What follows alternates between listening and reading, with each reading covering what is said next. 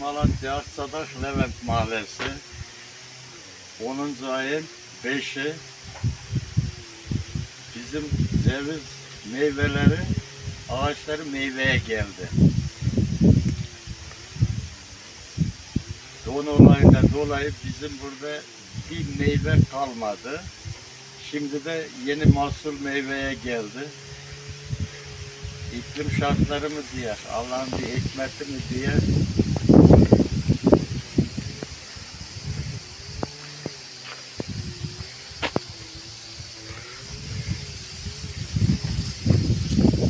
Ha, ceviz ağacını görüyorsunuz bu şekil. Meyve dolu.